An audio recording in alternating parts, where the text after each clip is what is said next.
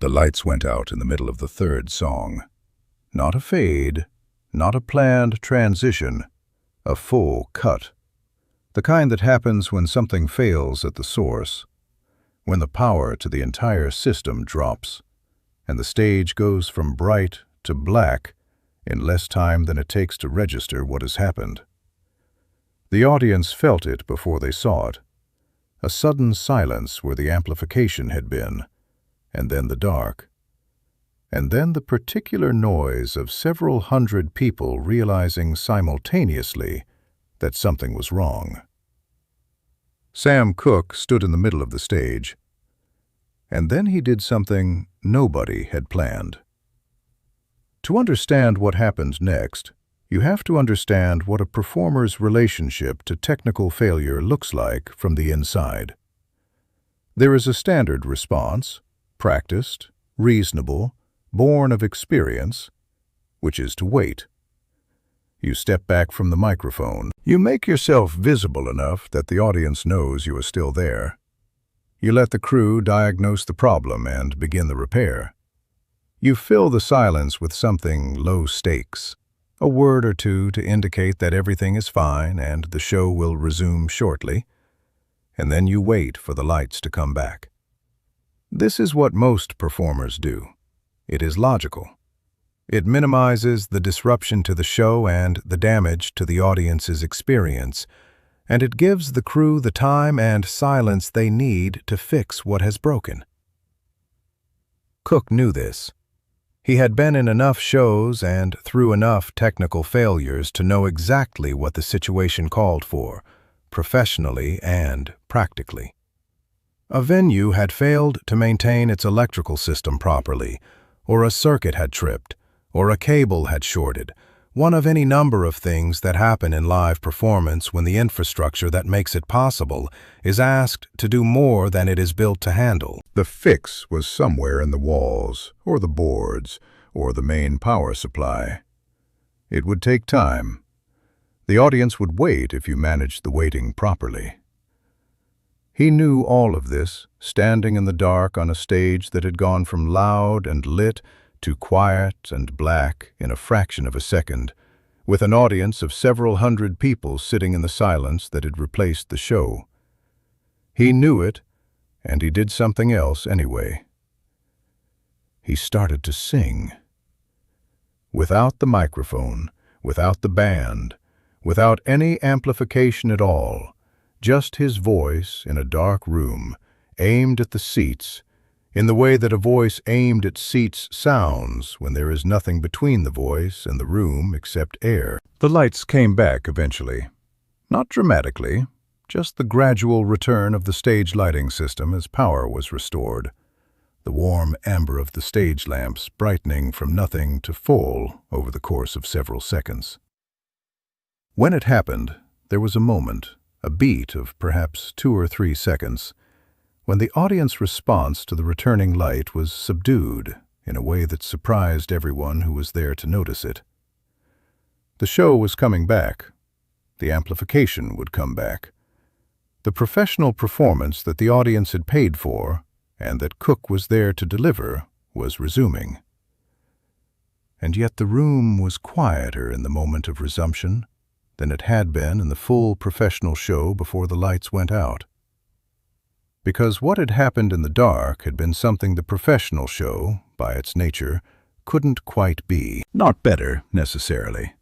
Just different in a way that made the return to the amplified, lit version feel, briefly, like a slight reduction.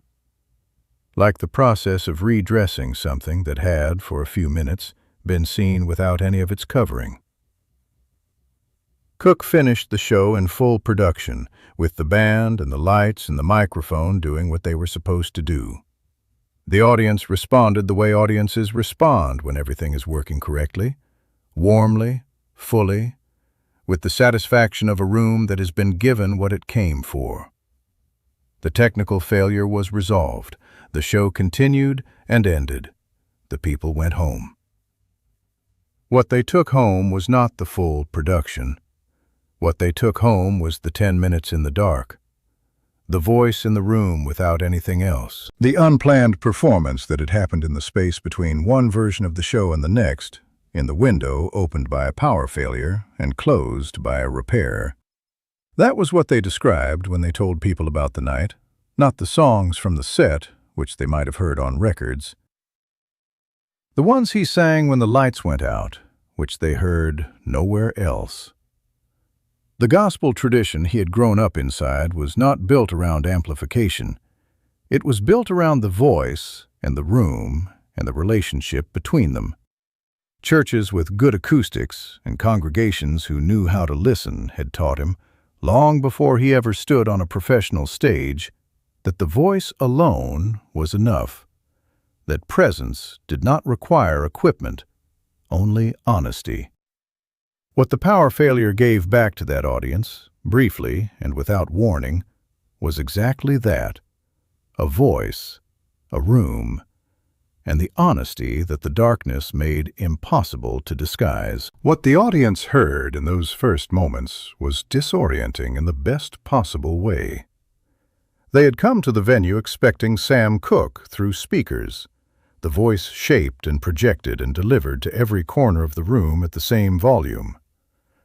What they got instead was a voice from a dark stage, natural and unassisted, carrying through a room that had gone completely quiet, in the way that rooms only go completely quiet when something is happening that nobody wants to interrupt by making noise. The difference between an amplified voice and an unamplified one, in a room built for amplification, is not simply a difference of volume. It is a difference of texture.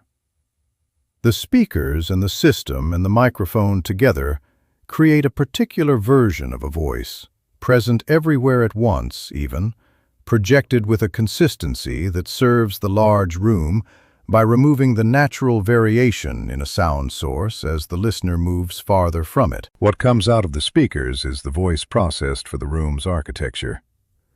What came out of Cooke's voice in that dark theater was something unprocessed. The natural sound of a man singing with all the directionality and variation and intimacy that a voice has when it is simply a voice in a room and nothing else. The people in the front rows were closest to it. They said later that what they heard was something they had not expected to be able to hear from a stage in a room that size. Not just the melody, but the breath inside it. The places where the voice found a note and settled there, and the places where it moved through something more quickly. The actual grain of a human voice doing what that voice did, at close range, without anything in between. The people in the back of the room heard something different, not the grain, because the voice at that distance and without amplification was softer, closer to the way music sounds when you hear it from outside the room where it's being made. Several people who were sitting in those sections said later that they had leaned forward, unconsciously, in the way that you lean toward something you want to hear more clearly.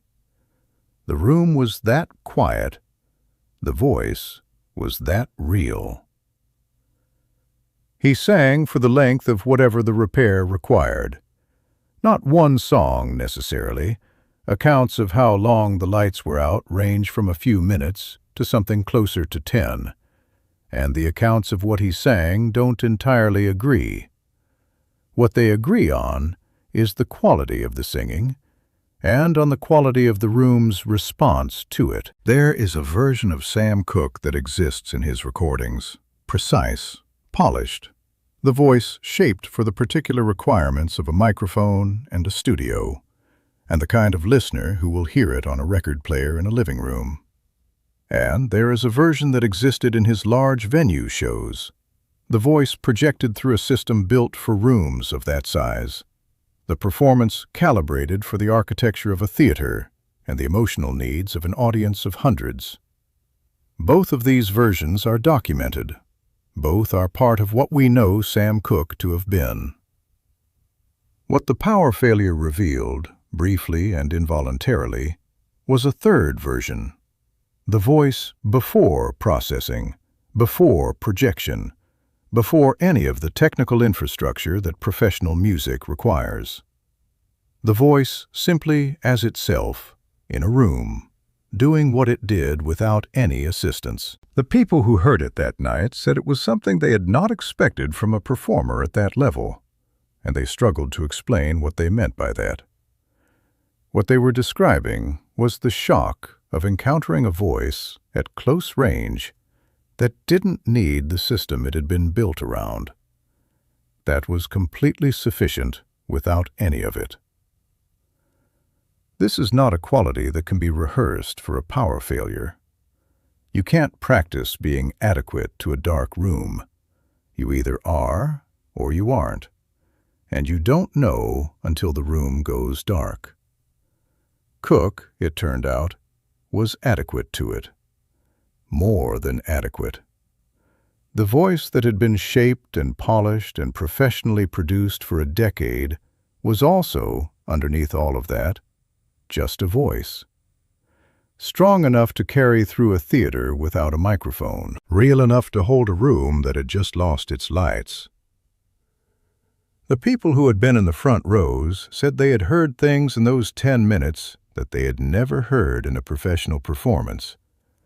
Not because Cooke was performing better without amplification, but because they were hearing differently. The intimacy of an unprocessed voice at 30 feet forces a kind of attention that a speaker-mediated performance doesn't require. You are not receiving the music. You are in the room with it. The lights came back. The show resumed. Nobody got a refund. But the people who were there said for the rest of their lives that the best part of the show was the 10 minutes when there was no show. Just a dark room and a voice, and the particular silence of an audience that understood it was hearing something it would not hear again. The night the power went out in that theater, something happened that could not have been planned, and that is precisely why it mattered. Live performance at that level in the early 1960s was a carefully managed environment. Sound systems, stage lighting, cues, set lists, musicians in position. The machinery of a touring show was designed to produce a specific result, reliably, night after night, regardless of which city you were in or how the afternoon had gone. The machine was the point. The performer was inside the machine.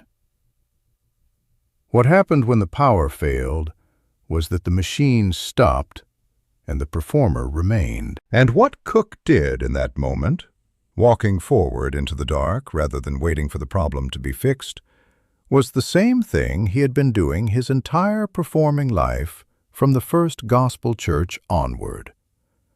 Finding the room, finding the people in it, and singing directly toward them without anything between himself and them, except the voice. The equipment had always been secondary. The connection had always been primary. The power failure simply made that hierarchy visible. The audience that night had come to see a show. What they got, for however long the lights stayed out, was something older and less produced and harder to describe than a show. They heard the voice without the amplification that usually shaped it. They sat in the dark and listened to a man sing to them with nothing to rely on except the voice itself and the quality of presence that the voice carried. And the people who were in that building later said that the minutes in the dark were the part of the night that stayed with them. Not the professional show that preceded it, the unplanned thing that happened when the professional show became temporarily impossible. Sam Cooke had learned to perform in rooms where the only light came through windows and the only amplification was the architecture of the hall. What he found, walking to the edge of the dark stage on that particular night, was that he had never really left those rooms. He had just been carrying them with him.